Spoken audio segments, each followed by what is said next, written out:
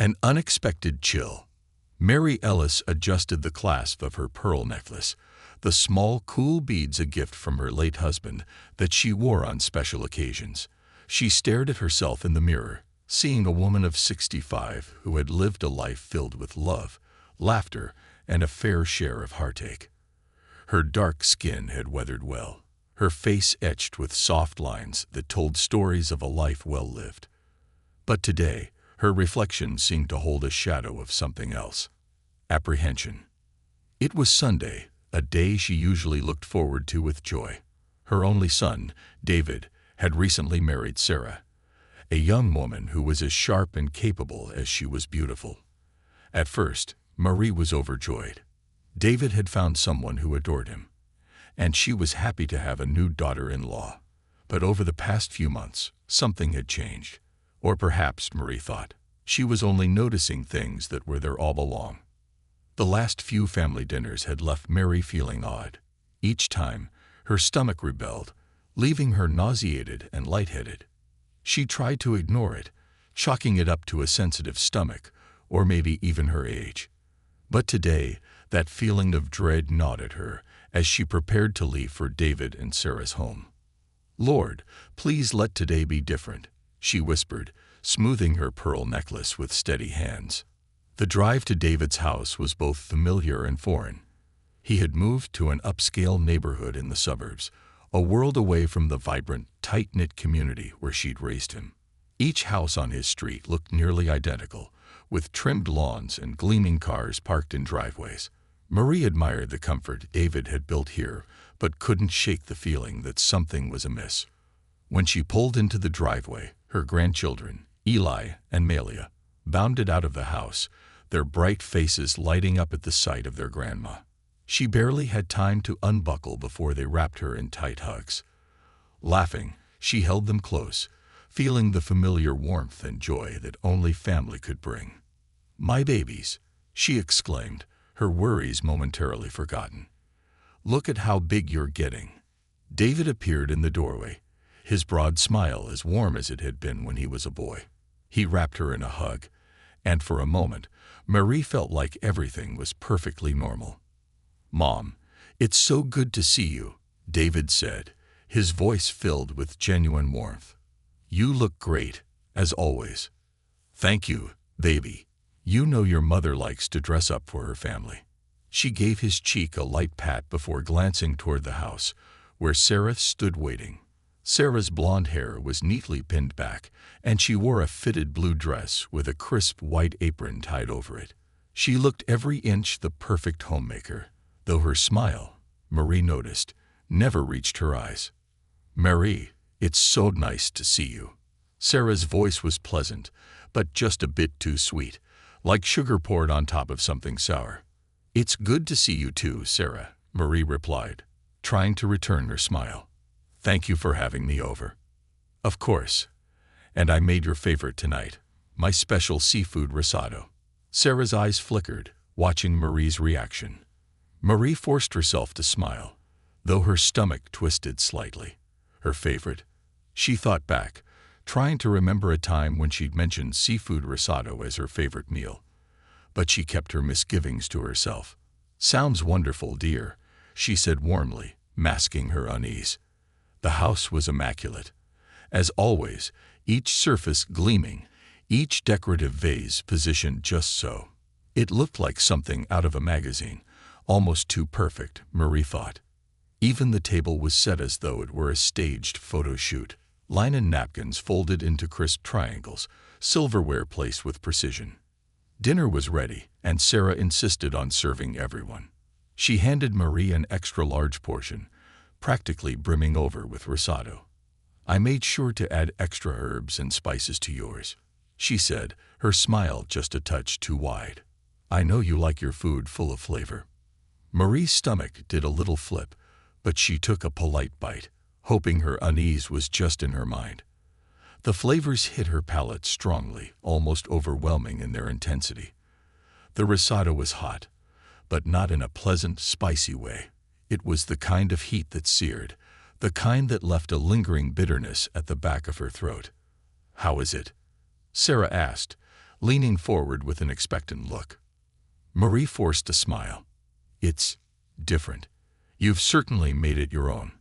Sarah's eyes narrowed, almost imperceptibly, but the smile stayed fixed on her face. "I hope you like it. I put a lot of effort into making sure it was just right." The meal continued, with David sharing stories from work and Eli and Malia recounting tales of school and playground antics. Marie chimed in when she could, but the risotto sat heavily in her stomach, its sharp taste lingering unpleasantly. As they moved on to dessert, a tiramisu that Sarah had proudly made from scratch, Marie felt her stomach churn more violently. "Mom, are you okay?" David's voice broke through her discomfort. "You look a little pale." Marie blinked, forcing herself to sit up straight. "Oh, I'm fine, baby. Just maybe a bit tired." Sarah looked at her with mock concern. "Oh dear, I hope it's nothing serious. Maybe it's just a little food sensitivity." Marie managed a weak smile. "I'm sure it's just my age catching up to me." But as the minutes passed, the nausea intensified. Marie excused herself, making her way to the bathroom, her head spinning. She barely made it to the sink before her stomach heaved, the bitter taste of the risotto still clinging to her mouth. Leaning against the counter, she took deep breaths, trying to calm herself. What was happening? This was the third time she'd felt this way after eating at David's, and each time Sarah had been the one cooking. She splashed cold water on her face, forcing herself to breathe. Perhaps it was just a coincidence.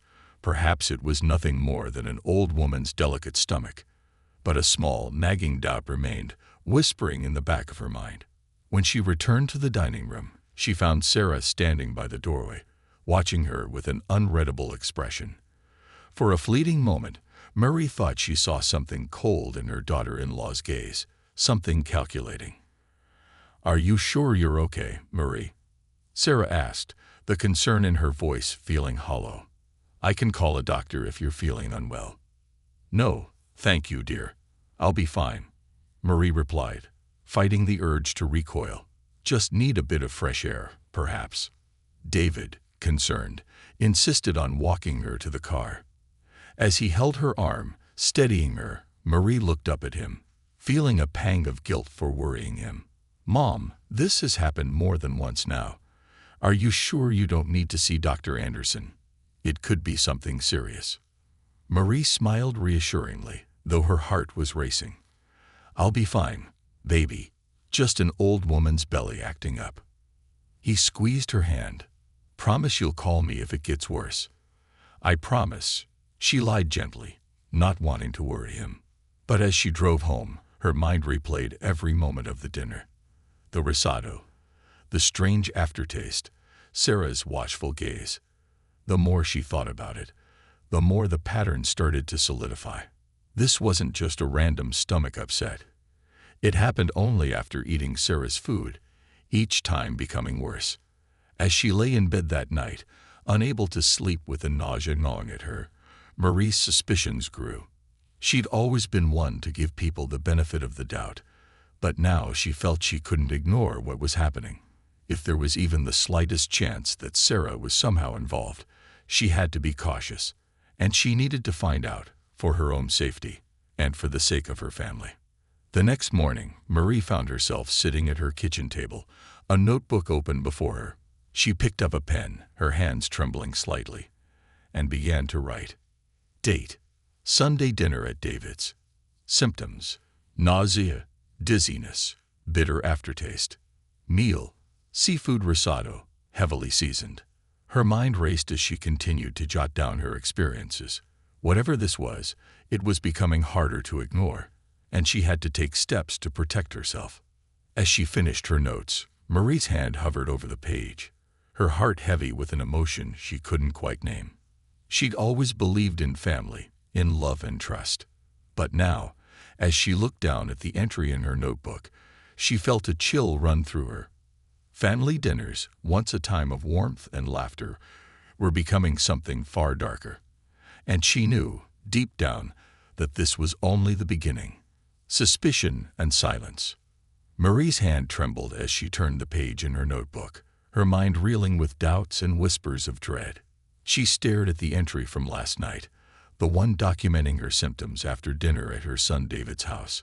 It was surreal, reading her own words, written with a clarity that her heart didn't yet feel.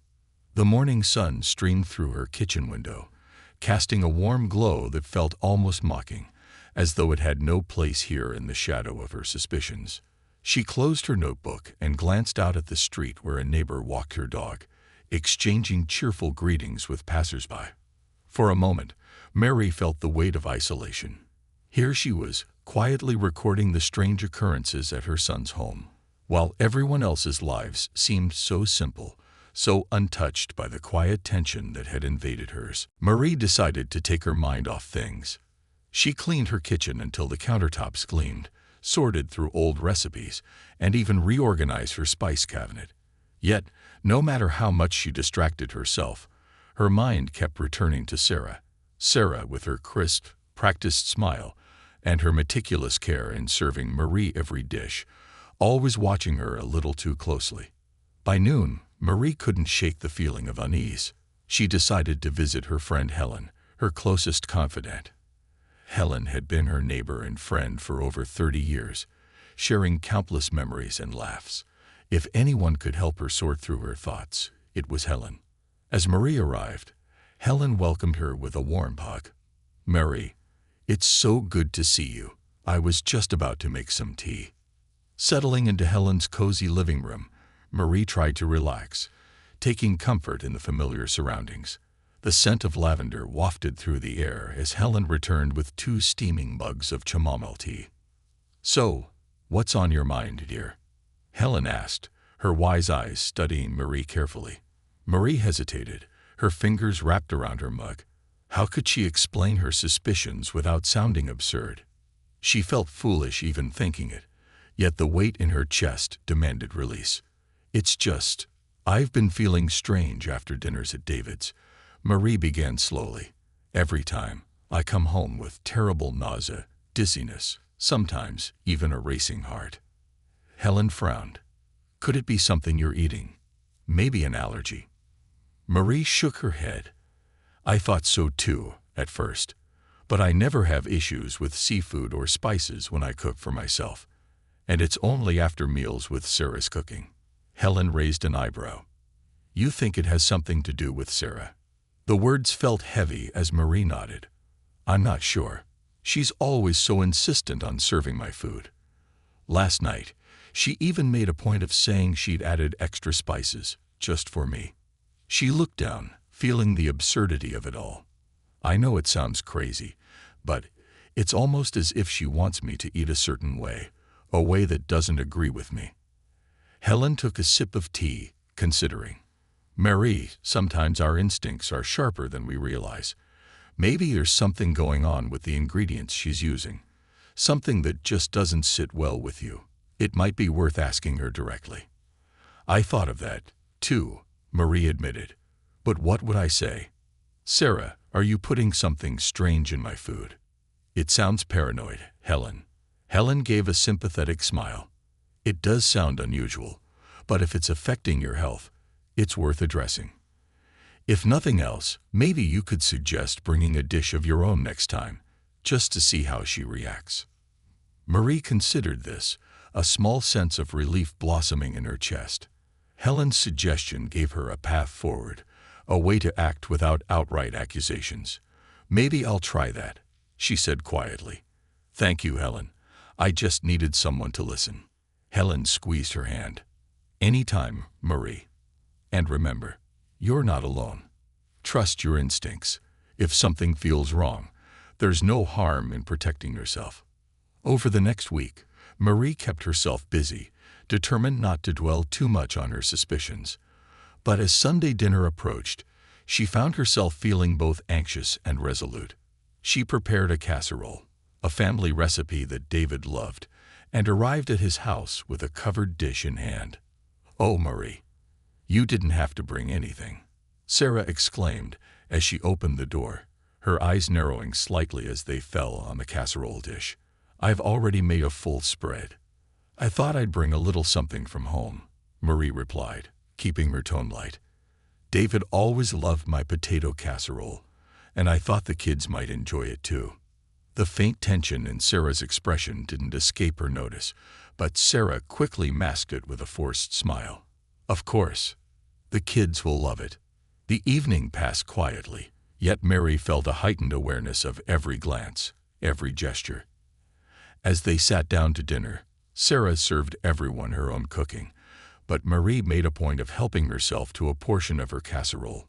Sarah said nothing but watched her closely, a slight tightness in her smile. Midway through the meal, David looked up with a laugh. "Mom, I haven't had your casserole in ages. It's as good as I remember." "Thank you, baby," Marie said, giving him a warm smile. "I thought it was time to bring out some old favorites." But as she took another bite of her casserole, Marie noticed Sarah's eyes on her, cool and assessing. A slight chill ran through her, but she brushed it off, focusing on enjoying the familiar flavors. She avoided Sarah's dishes entirely, even when Sarah urged her to try just a bite of the spicy gumbo she'd made. Instead, Marie kept to her own dish, all the while feeling Sarah's eyes lingering on her. As the evening wound down, Marie felt a quiet sense of triumph. She'd enjoyed her meal without any of the usual discomfort, and for the first time in months, she drove home without feeling sick. Yet that night, as she lay in bed replaying the evening in her mind, her sense of relief faded. She couldn't ignore the fact that Sarah's reaction to her bringing her own food had been odd. Subtle, but odd enough to keep her awake, staring at the ceiling. The next day, her phone buzzed with a message from Sarah. "Hope you're feeling well.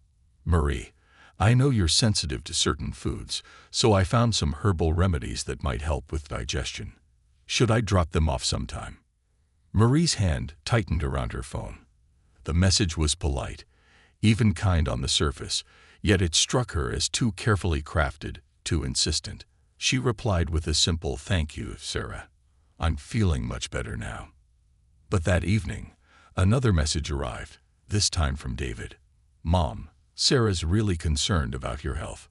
She suggested I come by to check on you. Everything okay?" Marie's chest tightened. The messages seemed innocent enough, but she couldn't shake the feeling that Sarah was trying to plant seeds of doubt about her well-being, creating a narrative that painted Marie as frail, perhaps even paranoid.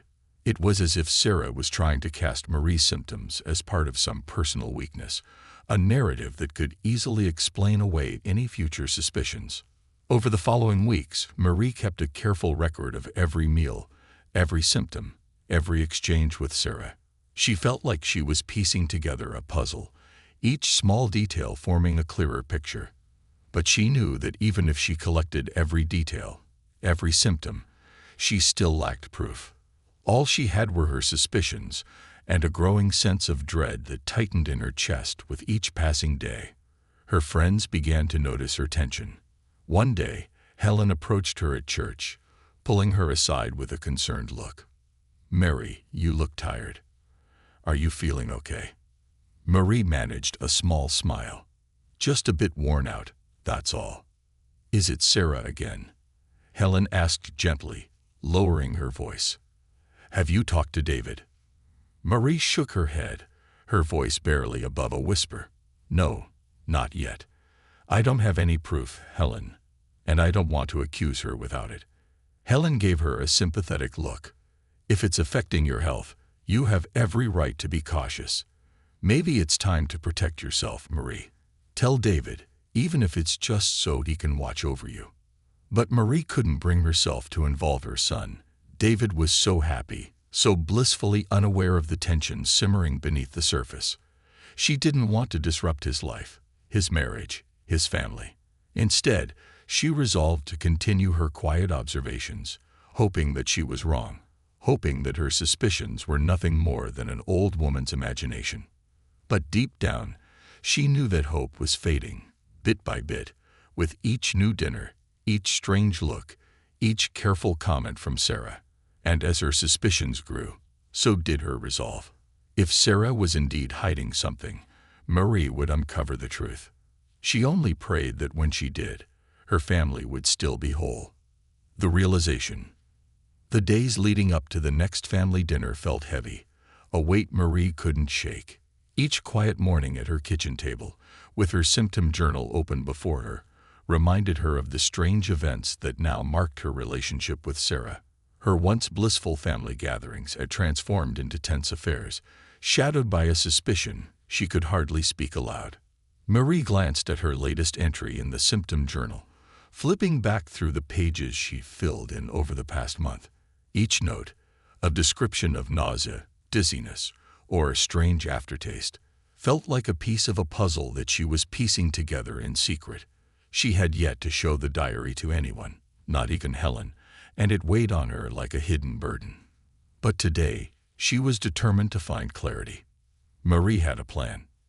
That Sunday, she arrived at David's house with her own dish, a simple casserole, just as she had the week before. But this time, she came with a strategy. She would carefully control what she ate, avoiding every item prepared by Sarah.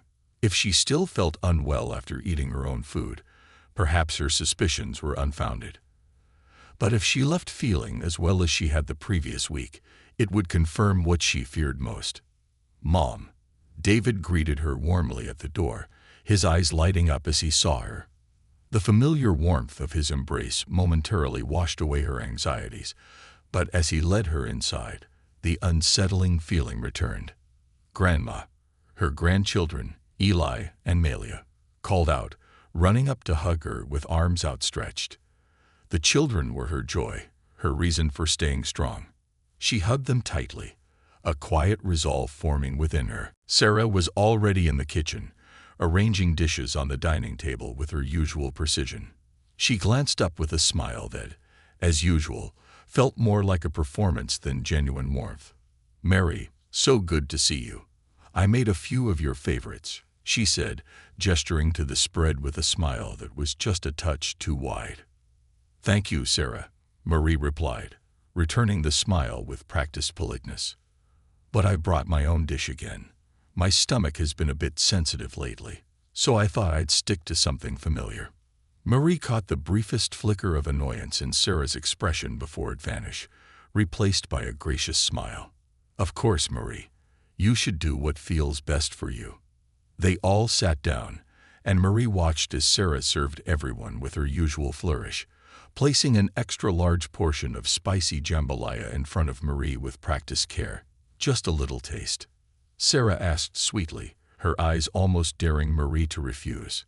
Marie hesitated for a moment, her hand hovering over the plate, before gently pushing it aside. "Thank you, Sarah, but I think I'll stick with my casserole for now," she said, keeping her tone polite but firm. David looked at her curiously, but said nothing. As the meal began, Marie focused on her casserole, chewing slowly, watching Sarah out of the corner of her eye. Every time she took a bite, she felt Sarah's gaze lingering, watching, waiting. Throughout the meal, Marie kept the conversation flowing, asking her grandchildren about school, listening to David's stories about work. Sarah joined in occasionally, but her gaze kept shifting to Marie, her eyes sharp and calculating. The tension was palpable, almost electric, and Mary felt her pulse quicken with each passing moment. But as they finished the meal, Marie noted something significant. She felt perfectly fine. There was no dizziness, no nausea, no strange aftertaste. For the first time in months, she left David's house without the usual symptoms. As she walked to her car, the realization settled over her like a chill. It was clear now, undeniable. The only time she felt unwell was when she ate Sarah's food. The pattern was too consistent, the symptoms too precise. Marie's stomach twisted, a mixture of relief and dread. She had her answer, but now she faced a far more daunting question. What was she going to do about it? That night, Marie couldn't sleep. She lay awake, staring at the ceiling, her mind racing. Memories flashed through her mind. Sarah's carefully controlled smile, her insistence on serving Marie herself, the intensity of her gaze whenever Marie took a bite. It all added up, yet the thought of confronting Sarah terrified her. And then there was David. How would he react? David had always been her pride and joy, the center of her world since he was a child. She couldn't bear the thought of hurting him, of tearing his family apart. Yet how could she stay silent, knowing that Sarah was intentionally harming her? The next morning, Marie made an appointment with her doctor, hoping for some professional guidance. Dr. Evans, a soft-spoken woman in her 60s, had been Marie's physician for years and knew her well. Sitting in the sterile, quiet office, Marie explained her symptoms, her suspicions, and the strange pattern she had observed. Dr. Evans listened carefully, nodding occasionally. When Marie finished, the doctor leaned forward, her gaze serious. "Mary, you've documented a very clear pattern. Your symptoms are real, and if they only occur after meals at your son's house, it's worth investigating further." "But how?" Marie asked, her voice barely a whisper. "I can't exactly accuse my daughter-in-law of poisoning me." Dr. Evans regarded her thoughtfully. "There may be a way to find out without a confrontation. I could order a toxicology test after your next visit. If you experience symptoms again, we can look for specific substances that might explain what's happening. It would be a more objective way to approach this." Marie felt a flicker of hope. "You really think it could show something?" Dr. Evans nodded. "If there's something unusual in your system, a toxicology test should reveal it. It would also provide you with something concrete to bring to your family if needed." Marie left the office feeling a strange mixture of relief and apprehension. She now had a plan, a way to uncover the truth. But she knew that taking this step meant fully committing to the possibility of confrontation, to the possibility of upending her son's life. It was a painful decision, but as she looked at her symptom journal that evening, she felt a surge of determination. She would do whatever was necessary to protect herself and her family from harm. The next Sunday, Marie prepared herself for dinner at David's with quiet resolve. She'd made a special trip to the pharmacy, purchasing a small, portable blood pressure monitor and a handful of disposable containers. She packed everything carefully, along with her casserole, and set off with a sense of purpose. As she entered David's house, she felt Sarah's gaze immediately lock onto her. The smile on Sarah's face was as fixed as ever, but Marie could sense the tension beneath it. "Marie, so lovely to see you," Sarah said, her voice warm, but just a touch too bright. "I made a roast tonight, with all the trimmings. I hope you'll enjoy it." Marie forced herself to smile. "Thank you, Sarah. I brought my casserole again, just in case my stomach acts up." As they sat down, Marie watched Sarah carefully, noting every gesture, every look. Sarah served her with the usual flourish, her eyes never leaving Marie's face. Marie took a cautious bite, forcing herself to eat slowly, all the while hyper-aware of her body's reactions. Midway through the meal, Marie felt the familiar queasiness settle in, accompanied by a faint dizziness. She excused herself to the bathroom, where she quickly took her blood pressure, noting the slight spike. With a trembling hand, she filled a small container with her leftovers and slipped it into her purse. Her heart pounded with both fear and a strange exhilaration. When she returned to the table, she noticed Sarah watching her with a sharp look of curiosity, a hint of something darker lurking in her eyes. "Is everything all right, Marie?" Sarah asked, her tone dripping with Fox's concern. Marie managed a tight smile. "Just a little dizzy. I think I might call it an early night." David looked up, his brow furrowed with worry. "Are you sure, Mom? You've been looking pale lately." "Don't worry, baby. Just need some rest, that's all," she replied, patting his hand. But as she glanced back at Sarah, she saw a flicker of something in her eyes, a glint of satisfaction that sent chills down her spine. That night, after Marie returned home, she sealed the container with her leftovers and placed it in the refrigerator. Tomorrow, she would bring it to Dr. Evans for testing. She felt a strange sense of calm as she closed the fridge door. She finally had a way to get answers, a way to know, once and for all, if her suspicions were real. As she lay in bed that night, her mind raced with thoughts of what might come next. She thought of David, of her grandchildren, of the life she had built around her family. The thought of tearing that apart was unbearable. But as she stared into the darkness, Marie knew she had no other choice.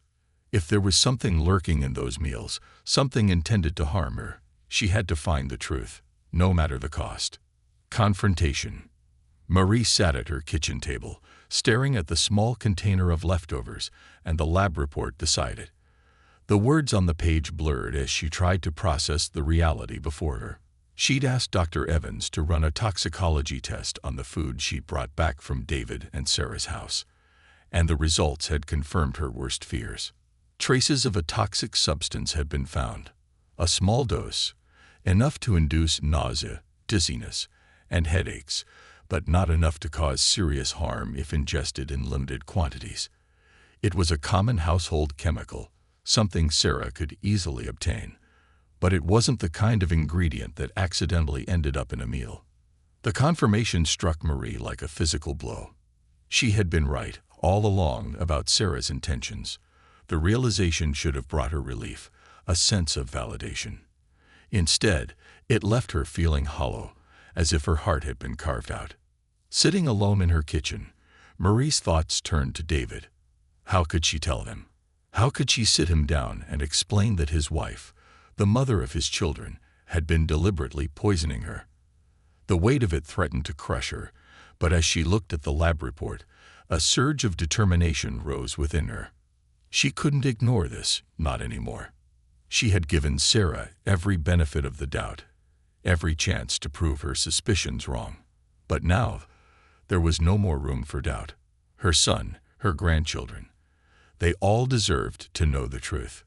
Marie took a deep breath, picking up her phone and scrolling to David's contact. Her thumb hovered over the call button. She couldn't shake the image of his face, the shock and betrayal that would break across it when he heard her words. But as painful as the truth would be, keeping it from him would be worse. The phone rang twice before David answered, his voice warm and familiar. "Hey, Mom. How's it going?" "David," Marie said, her voice trembling. "Are you free to come over tomorrow? I need to talk to you about something important." David's tone grew serious. "Of course, Mom. Is everything all right?" Mary paused, struggling to keep her voice steady. "No, baby. I'm afraid it isn't." They agreed on a time, and Marie hung up, the gravity of what she was about to do sinking in. But she didn't have the luxury of second-guessing herself. She'd come too far to turn back now. The next day, Marie sat at her kitchen table, fidgeting with the lab report and her symptom journal, trying to keep her hands from shaking. She'd replayed this conversation in her mind 100 times, rehearsing every word, every pause, trying to prepare herself for David's reaction. When she heard a knock at the door, her heart leaped. She took a deep breath and opened it to find David standing there, his expression filled with concern. "Mom," he said, stepping forward to embrace her, "you sounded so serious on the phone. Is everything okay?" Marie led him to the table, gesturing for him to sit. "I need you to listen, David, and I need you to keep an open mind. What I'm about to tell you, it's not easy." David's face filled with worry as he looked at her, sensing the gravity of her tone. "All right, Mom. I'm listening." Marie slid the lab report across the table, watching as his eyes scanned the words. He read slowly, his brow furrowing as he processed the results. When he looked up, there was confusion in his gaze. "Mom, what is this?"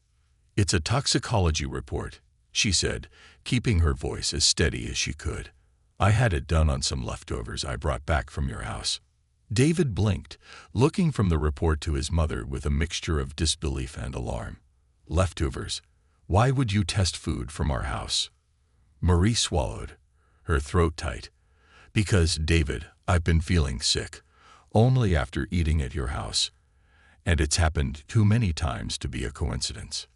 David's face paled, his mouth opening and closing as he tried to make sense of her words. "But you're saying..." Marie took a shaky breath, meeting his gaze. "I'm saying that someone has been putting something harmful in my food, David, and I believe that someone is Sarah." For a moment, there was silence, a thick, heavy silence that seemed to press in from all sides. David stared at her, his expression a mixture of shock and confusion, as if the words were too terrible to comprehend.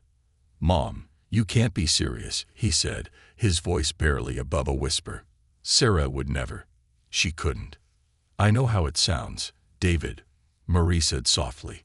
"Believe me, I didn't want to believe it either. I tried to ignore it, to brush it off as a coincidence. But the pattern is too clear. And now I have proof." She opened her symptom journal, showing him the entries she carefully documented, each one detailing the symptoms she'd experienced after specific meals at his house. David's eyes moved over the pages, his hands trembling as he held the notebook. "Every time I ate something Sarah served me," Marie continued, "I felt sick. And when I brought my own food, I felt fine. I couldn't ignore it any longer, David. I had to know the truth." David's face crumpled, a look of anguish crossing his features. "Mom, you don't know what you're saying. This could ruin our family. Sarah, she's my wife, the mother of my children." "I know that, David," Marie said, her voice filled with pain. "But I also know that if I don't speak up, this could go on indefinitely. I don't know why Sarah is doing this, but I can't stay silent anymore." David buried his face in his hands, his shoulders shaking with emotion. Marie reached out, placing a gentle hand on his arm. "Baby, I'm so sorry. I never wanted to hurt you, but I can't ignore the truth. I love you too much to keep this from you." For a long time, David sat there, struggling with the weight of her words.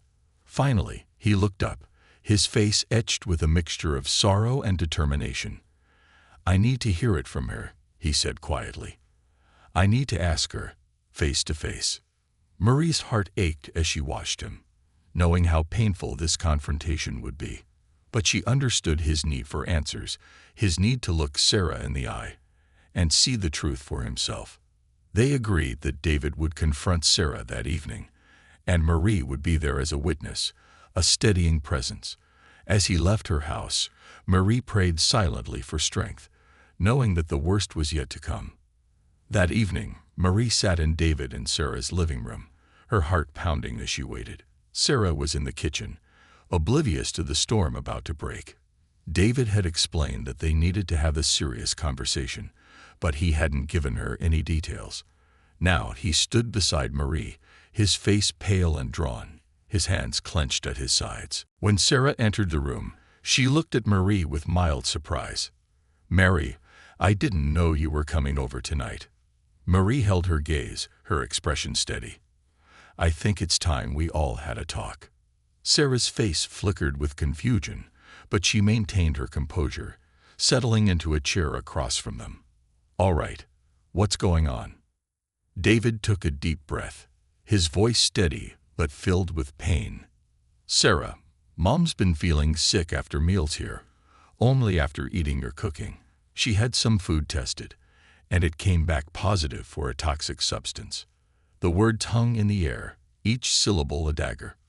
For a moment, Sarah's expression was unreadable, a strange mix of surprise, shock, and something else, something darker that Marie couldn't quite place. "David, you can't be serious," Sarah said, her voice wavering. "Are you really accusing me of poisoning your mother?" David held her gaze, his eyes filled with anguish. "Sarah, please, just tell the truth. Mom wouldn't make this up. She wouldn't test the food unless she was sure." Sarah's expression shifted, the polite mask cracking slightly. "David, I would never hurt your mother. How could you even think that? She's family." "But the evidence is right here, Sarah," Marie said quietly, sliding the lab report across the table. "You've been putting something in my food, haven't you?" For a moment, Sarah's face hardened, a flash of something cold and calculating in her eyes. But she quickly masked it with a look of wounded innocence.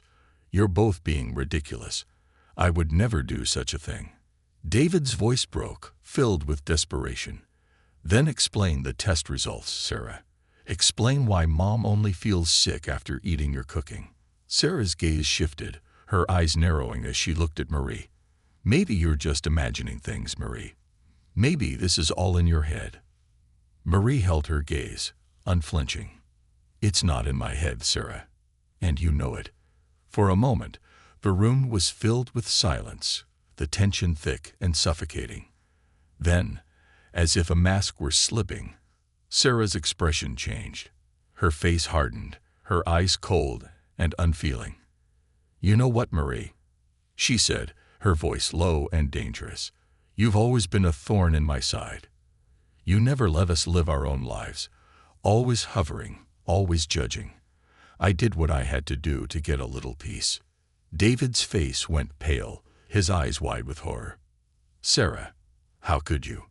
Sarah's expression softened, almost pleading. "I only wanted her to back off, David. I didn't want to hurt her. I needed some space. You don't understand what it's like, always having her there, watching every move we make." Marie's heart ached as she watched her son's face, shattered by betrayal. She reached out, placing a hand on his arm, offering silent comfort. But nothing could ease the pain of this moment, the realization that the woman he'd loved, the mother of his children, had been capable of such cruelty. Finally, David spoke, his voice filled with a quiet strength. "Sarah, I can't have you in this house, around my mother or my children, until you get help. And I don't know if I can ever forgive you for what you've done." Sarah's face crumpled, but Marie knew it wasn't remorse. It was defeat. She'd been exposed, her carefully constructed facade shattered. And as she left the house, her final words hung in the air like a curse. "You'll regret this, Marie. Both of you will." Marie sat beside her son, watching as Sarah's figure disappeared into the night. She knew their family would never be the same, but she also knew they'd made the right choice. The truth, as painful as it was, had finally come to light. For the first time in months, Marie felt a sense of peace, a quiet strength that carried her through the darkness. She had protected her family, even if it had cost them everything. And as she held David's hand, she knew they would find a way to heal, together. Exposing the truth. Marie sat on her porch the next morning, watching the sunlight filter through the trees, casting delicate shadows on her garden. The morning air was crisp and cool, a stark contrast to the turmoil brewing inside her. The events of last night lingered in her mind, heavy and raw. She could still see the shock in David's eyes, the flash of cold defiance in Sarah's gaze. She knew that what they'd set in motion could not be undone, that her family was now fractured in a way that might never heal. The familiar rumble of a car engine broke the quiet. She looked up to see David Seddon pulling into her driveway. He stepped out slowly, his face etched with exhaustion and sorrow. As he approached, Marie noticed the dark circles under his eyes, the tension in his shoulders. She stood up, wrapping her shawl tightly around herself, and met him halfway. "David," she greeted softly, reaching out to touch his arm. "You didn't need to come so early. I know you must be exhausted." David shook his head, giving her a weary smile. "Mom, after last night, I just needed to be here. I needed to talk." They walked inside, the quiet morning air settling around them. David followed her into the living room, and they sat down, the silence between them thick with unspoken pain. David's gaze was distant, his hands clasped tightly. "I didn't sleep at all," he admitted. "I kept replaying everything you told me, everything Sarah said. And I still can't believe it. How could I have missed this? Mom, how could I not see it?" Marie placed her hand on his, her touch gentle. "David, you have to understand. She was very careful. You loved her, trusted her, and that's not a fault. It's a testament to your heart." David clenched his jaw, his eyes filled with anger and grief. "I thought she was someone I could build a life with, someone I could trust to raise our children." He looked down, his voice breaking. "And now I don't even know who she is." Marie took a deep breath, trying to choose her words carefully. "You have to do what's best for you and the kids, David. They deserve to grow up in a safe, loving environment." David nodded, his gaze hardening with resolve. I know. I already called a lawyer this morning. I'm filing for separation. Marie's heart ached for him, for the quiet pain he was shouldering, but she also felt a flicker of pride in his strength. She squeezed his hand. I'm here for you, David. Whatever you need, whatever the children need, we'll get through this together. David looked up, his eyes red-rimmed but resolute. Thank you, Mom. I don't know what I'd do without you. Later that afternoon, Marie found herself surrounded by boxes in David's living room. He'd asked her to help pack up a few things for Sarah, as she had agreed to stay elsewhere until the separation was finalized. The silence in the house felt unnatural, as if the walls themselves held their breath, aware of the broken family it had become. As Marie sorted through Sarah's belongings, a small, almost unnoticeable notebook caught her attention. It was tucked away in the back of a drawer, its cover plain and worn. She hesitated, her fingers grazing the edge of it. She knew it was wrong to look through Sarah's personal items, but something compelled her. Opening the notebook, Marie found page after page filled with neat, meticulous handwriting. She skimmed through the entries, her heart pounding as she realized they were diary entries, reflections, grievances, a private space where Sarah had spilled her darkest thoughts. One entry caught her eye, written only a month ago. It's unbearable, the way she hovers over everything. I thought I could tolerate her presence, thought I could manage it for David's sake, but I can't. Every time she comes here, it's like a reminder that I'm never enough, that I'll always be an outsider. If only she'd just leave us alone. I'd do anything to keep her away. Marie's hands trembled as she read the words, a mixture of anger and heartbreak flooding through her. She closed the notebook, her mind reeling. Here was a window into the resentment Sarah had harbored, a bitterness so deep it had driven her to act in ways Marie could barely comprehend. She put the notebook back in the drawer, feeling the weight of Sarah's words pressing down on her. This wasn't just about poisoning food or feigned politeness.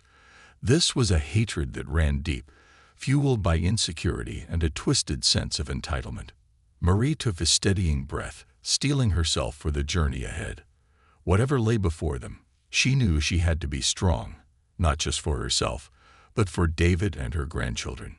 The days that followed were a blur of legal meetings and family discussions. David moved in with Marie temporarily, bringing Eli and Melia with him. The children sensed the tension, their bright, innocent faces clouded with confusion as they adjusted to their new reality. David did his best to shield them from the worst of it, but they were too perceptive to be fully protected. One evening, after the children had been put to bed, David and Marie sat together in her small living room.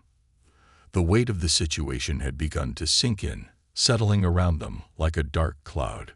David rubbed his temples, a weary look in his eyes. The kids ask about her, you know. They miss her. I don't know how to explain all of this to them. How do I tell them their mother did what she did? Marie reached out, placing a comforting hand on his shoulder. They don't need to know everything right now. All they need is love and stability. In time, as they get older, you can tell them what they need to know. David sighed, leaning back on the couch. I feel like I've failed them, Mom. I promised to protect them, to give them a happy home. And now, look at what's happened. You haven't failed them, David, Marie said firmly. You're doing what you need to do to protect them. That's what a good father does. They sat in silence, the quiet ticking of the clock, the only sound in the room. Finally, David spoke, his voice barely above a whisper. I keep thinking about what she said that night, about how she only did it because she wanted you to back off. It's as if she was trying to drive a wedge between us. Marie nodded, a sad smile on her lips. That's exactly what she wanted, David. She felt threatened, felt like I was somehow in the way. But she didn't realize that nothing, not her actions, could ever come between us. David reached for her hand, squeezing it tightly. Thank you, Mom, for everything. I don't know where we'd be without you. They stayed like that, hands clasped, drawing strength from each other. For the first time in weeks, Marie felt a glimmer of hope. She had feared that exposing the truth would destroy her family, but now she saw that it had only made their bond stronger. As the weeks passed, David and Marie worked together to rebuild a sense of normalcy for Eli and Melia. They created new routines, new traditions, filling the days with small moments of joy and laughter. Mary baked cookies with her grandchildren, taught them old family recipes, and read them stories before bed. Slowly, the pain and confusion began to fade, replaced by a quiet resilience. But Sarah's presence lingered, like a shadow that refused to be cast aside. The legal process was slow and painful, each step a reminder of the betrayal they had suffered. David attended mediation sessions with Sarah, trying to reach a custody agreement. He returned from each meeting exhausted and frustrated, his heart heavy with the weight of the decisions he had to make. One evening, after yet another meeting, David returned home with a look of grim determination. "She wants joint custody," he said, his voice hollow. "She says she's sorry, that she never meant to hurt anyone. But I can't trust her with the kids, Mom. Not after everything that's happened." Marie nodded, understanding his struggle. "Then you have to stand firm, David. Do what you know is best for them." David looked at her, a fierce resolve in his gaze. "I will. I'll protect them, no matter what." Over the following months, David fought for full custody, determined to create a safe environment for his children. He hired a lawyer, documented every detail of Sarah's actions, and attended court hearings with Marie by his side. The process was long and painful, but he refused to back down. Finally, after months of legal battles, David was awarded primary custody, with Sarah allowed supervised visits. The decision brought a sense of closure, a quiet relief that settled over them like a balm. David's family could finally begin to heal, to move forward from the darkness that had nearly torn them apart. One evening, as they sat together in Marie's living room, David looked at her, a small smile on his lips. "We did it, Mom. We got through it." Marie smiled back, a warmth filling her heart. "Yes, we did, and we're stronger for it." They sat together, watching Eli and Melia play in the backyard, their laughter a reminder of the life they had fought to protect. For the first time in a long while, Marie felt a sense of peace. She had faced the darkness, exposed the truth, and in the end, she had kept her family safe. As she looked at her son, her grandchildren, the home they had rebuilt together, Marie knew that they would be all right. They had weathered the storm, and now together, they would find the light again. Healing and new beginnings. The weeks that followed the court's custody ruling passed in a haze of quiet relief and slow healing. David and the children settled into a new routine at Marie's home, their days filled with the small, comforting rituals of family life. With Sarah's presence no longer looming over them, the house took on a warmth and energy that had been missing for a long time. For Marie, the newfound peace was both a balm and a reminder of everything they'd endured. Every morning, she would rise before the sun, wrapping herself in a soft robe, and sitting by the window with a cup of tea. She would watch the world wake up, the soft light spreading over her garden, and reflect on the strength it had taken to protect her family. One early morning, as she sat by the window, she noticed David stepping quietly into the kitchen. His face was drawn, his eyes shadowed with the remnants of sleepless nights. She poured him a cup of tea, her gentle gesture inviting him to sit with her. He accepted, and they sat in silence, watching the first rays of sunlight touch the tops of the trees. "Do you ever wonder if we'll truly move on from this?" David's voice was quiet, almost as if he were speaking to himself. Marie reached out, placing a comforting hand on his arm. "Yes, baby, I wonder about that too. But time has a way of softening even the deepest wounds." David gave a slight nod, his gaze distant. "I want to move forward, Mom. For the kids, and for myself. But there's still this weight, this sense of betrayal that I can't shake." Marie knew that feeling all too well. The betrayal had cut deeply, And even though they'd taken every step to protect the family, the echoes of Sarah's actions lingered like a shadow. But as she looked at her son, she saw a quiet strength in his eyes, a resolve that told her he would find his way through the pain. "You'll get there," she assured him, her voice filled with quiet conviction. "You've already come so far, David. And the children, they're resilient. They're happy here. That's what matters most." David's lips curved into a faint smile. "Thank you, Mom, for everything. I don't think I would have made it through this without you." They shared a quiet moment, the weight of their words hanging between them, filling the room with a sense of calm and mutual understanding. The days turned into weeks, and soon, the routines they'd established became second nature. Eli and Malia adapted quickly to their new life at Marie's house. They were bright, lively children, and they brought an energy into the home that lifted everyone's spirits. Marie found herself rediscovering the joys of having young children around. She taught them to bake, shared family stories, and helped them with their school projects. One afternoon, while Marie was in the kitchen kneading dough for bread, Malia entered with a puzzled expression. She held up a crayon drawing, a colorful portrait of the family, with herself, Eli, David, and Mary all smiling in front of the house. "Grandma," Malia asked, her eyes searching, "why isn't Mommy in the picture?"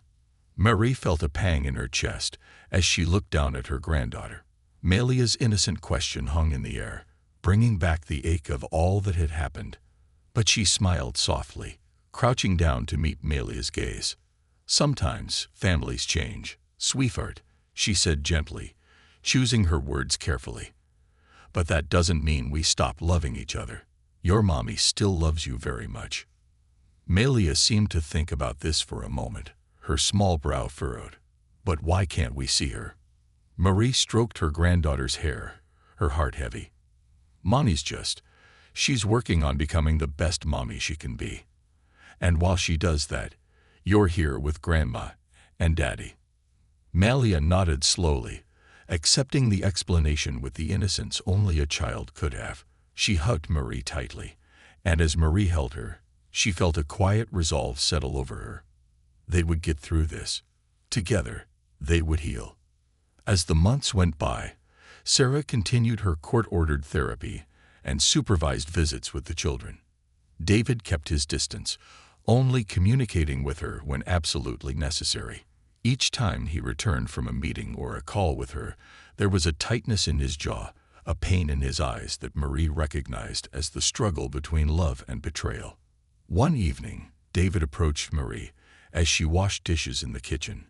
His face was thoughtful, his eyes reflecting a glimmer of uncertainty. "Mom," he began, clearing his throat, "Sarah's been different lately.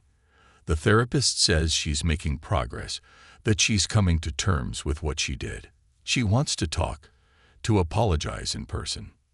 Marie looked at him, sensing the conflict in his heart. She could see the part of him that wanted to forgive, to believe that people could change. But she also knew the depth of the pain he'd endured, the scars that ran far deeper than words could ever heal. "What do you feel about that, David?" she asked, her voice gentle. David took a deep breath, running a hand through his hair. "I don't know.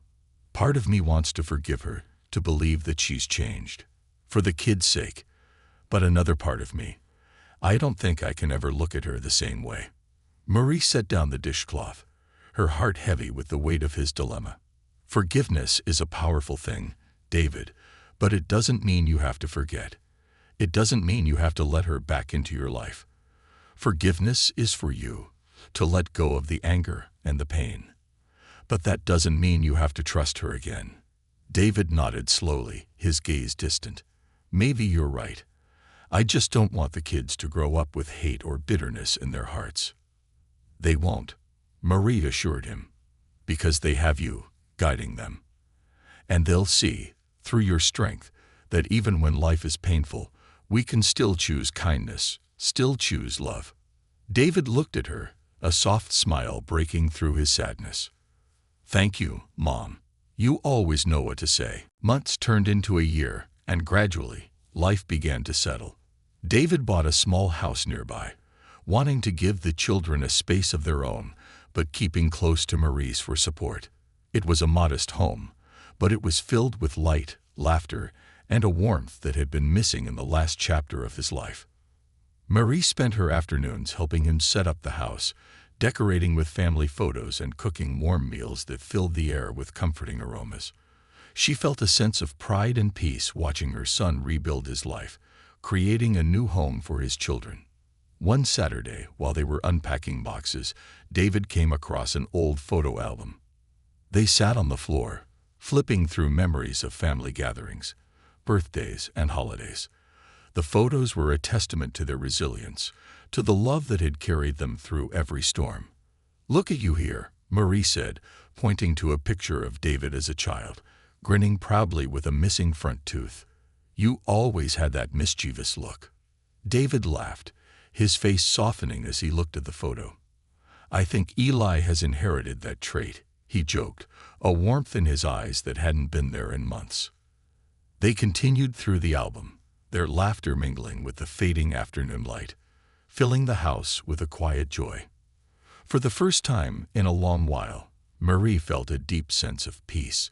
They had survived the darkness, and now they were rebuilding a new life, a new beginning. One evening, as Marie sat in her garden, watching the sunset, Eli and Malia ran up to her, breathless and excited. "Grandma, Grandma," Eli called, his face lit up with excitement. "We made a surprise for you." They held up a hand-drawn picture, a colorful masterpiece depicting their new life together. A house, a garden, and all of them, hand in hand, smiling under a bright, sunlit sky. Marie felt tears prick her eyes as she looked at the drawing, the children's innocence and love shining through every line and color. She pulled them into a hug, her heart swelling with gratitude. "Thank you, my loves. It's beautiful." As she held them close, she felt a quiet certainty settle within her. They had weathered the worst, faced the darkness, and come out stronger on the other side. Their family, though changed, was unbreakable, bound by a love that no betrayal could ever shatter. As the sun dipped below the horizon, casting the garden in a warm golden glow, Marie knew that they were finally free. They were healing, growing, and ready to embrace the life that lay before them. A life filled with hope, resilience, and the quiet strength of a family that had survived the storm. And in that moment, with her grandchildren by her side, and the world bathed in the soft light of a new beginning, Marie felt something she hadn't felt in a long, long time: peace.